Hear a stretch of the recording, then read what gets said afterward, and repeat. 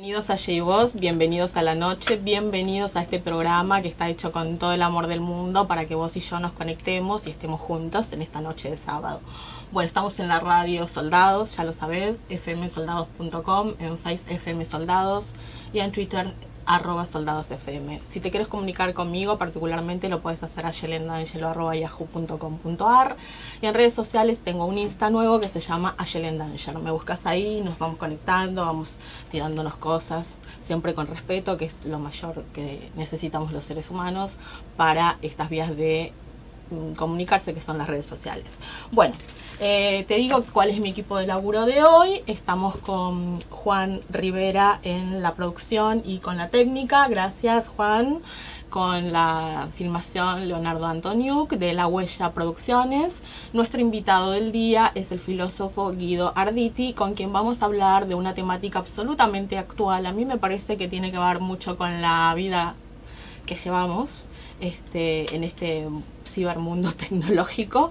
Incluso yo en uno de mis Facebook, que se llama Yelenina, fíjate, yo me defino como una cyborg. Sí, a esta altura yo ya soy robot, señoras y señores, y me encanta. Bueno, aceleracionismo es la premisa del día. Bienvenido a la noche, bienvenido Guido Arditi a nuestro programa. Bueno, aceleracionismo. Sí, es hasta difícil de pronunciar. Pero bueno, es una idea muy de vanguardia, muy del siglo XXI, con respecto al futuro del mundo, ¿no? Plantea un futuro en términos políticos, en términos económicos, plantea un nuevo mundo, ¿no?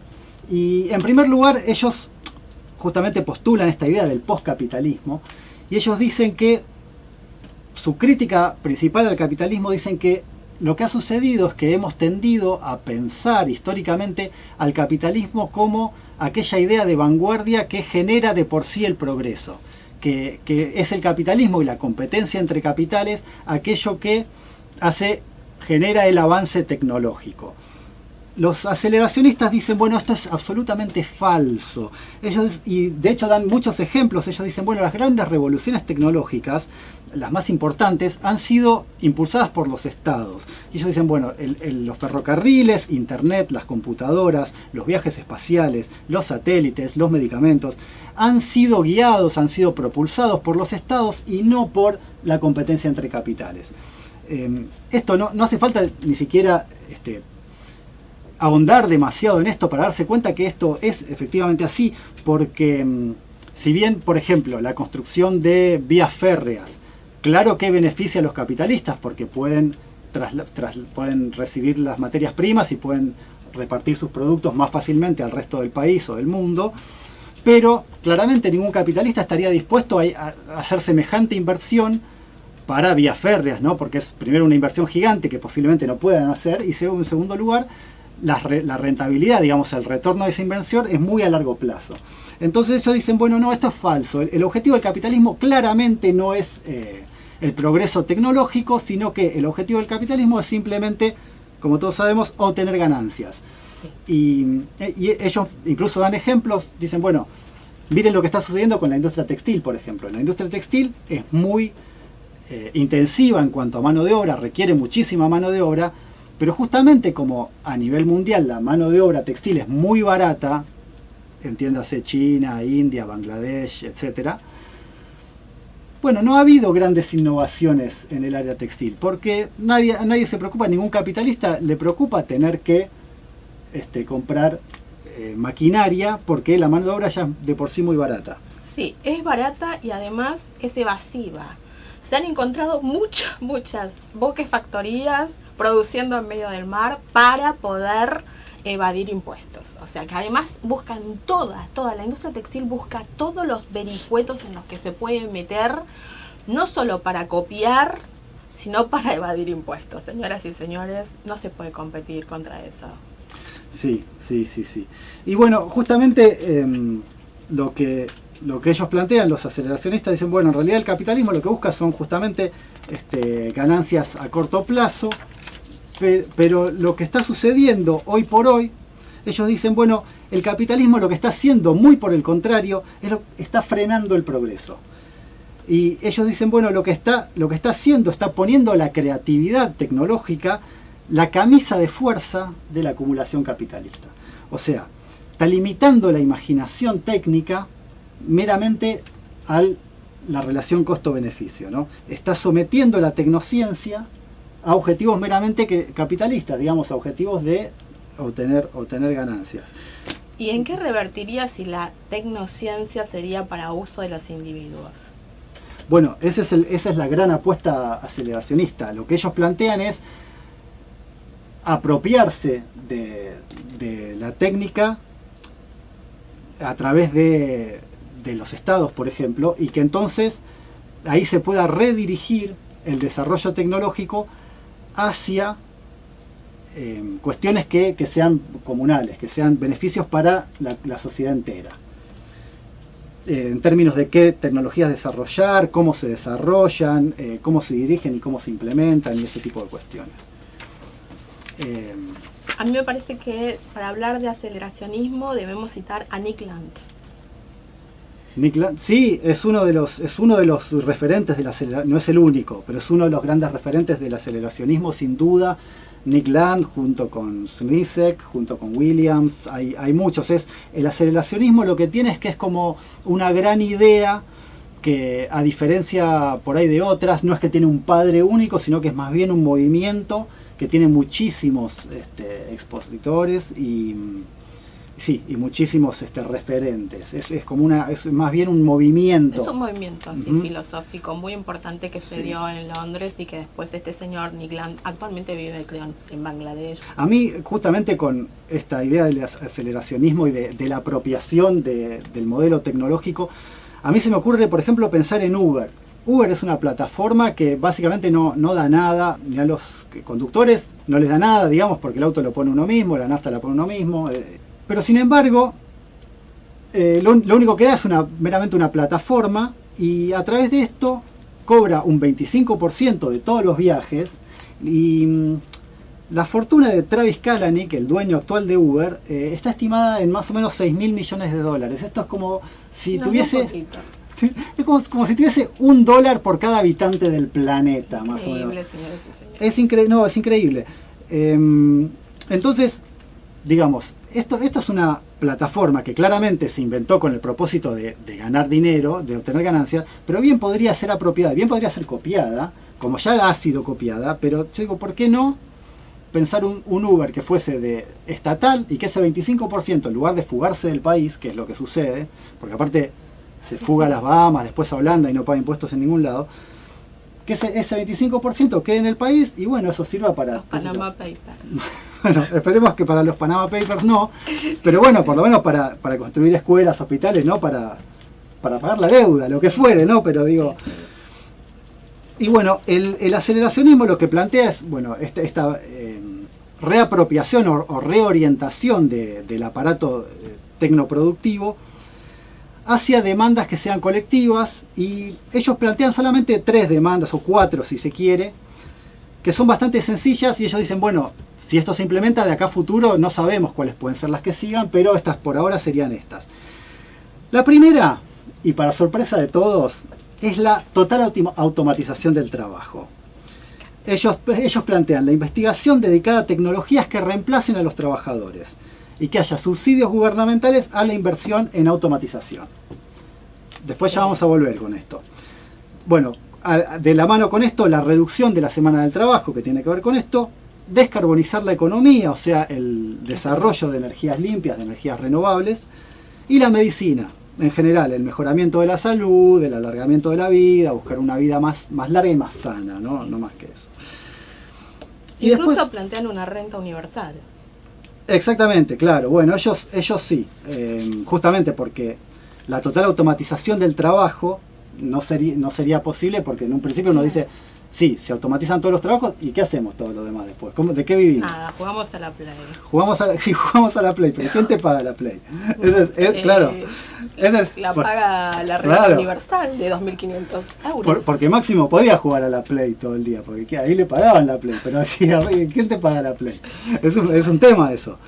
Entonces, claro, ellos plantean que en realidad esto ya es algo que está pasando hoy por hoy. Ellos dan ejemplos muy puntuales. Ellos dicen que En los años 50 y 60 el desempleo en el Reino Unido y en Estados Unidos rondaba el 2%. En Alemania estaba por debajo del 1%.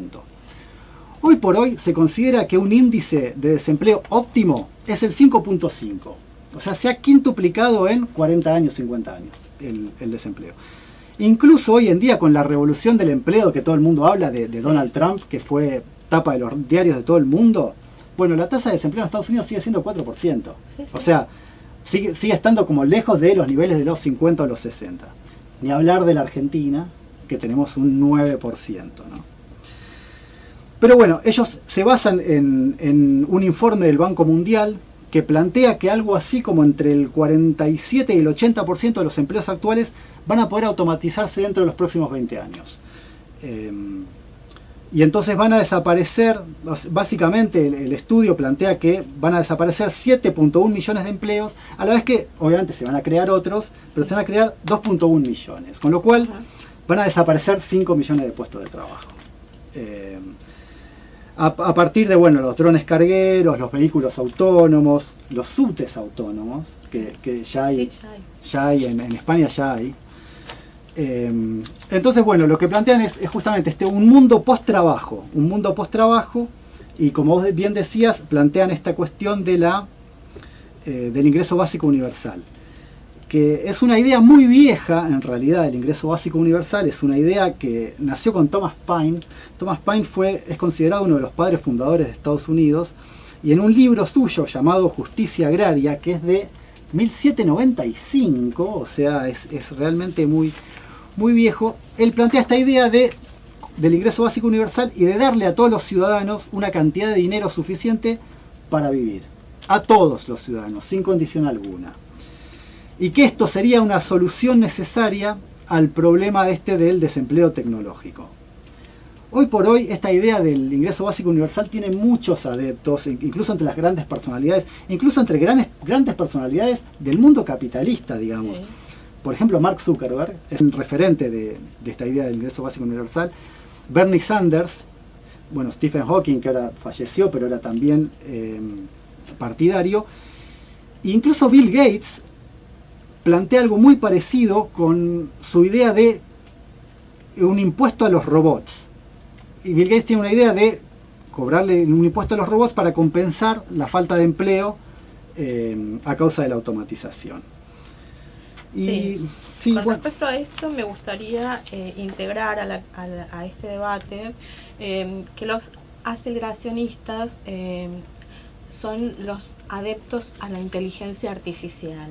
De hecho, los cyborg y toda la parte robótica, incluso Stephen Hawking, que tenía una teoría en la cual estaba trabajando al respecto de tener una mente paralela a uno mismo, en la cual se podría hacer como una reserva, como un disco duro de los pensamientos que tenemos y de toda nuestra mente, nuestra inteligencia, que estaría como puesta al servicio para el día de mañana de la humanidad. O sea, esto fue uno de los trabajos más relevantes de Stephen Hawking, uno de los que mencionaste que avalaban esta teoría por la inteligencia artificial, señoras y señores. Y después otra de las tendencias que tiene esta corriente filosófica muy importante, y a mí particularmente me encanta, es la música electrónica. Chiquipungi, chiquipungi, chiquipungi. Todas las presentaciones las hacían con una base de remix, estaban todos ahí, amor y paz, pero con música electrónica. O sea que son muy revolucionarios, señoras y señores, muy siglo XXI.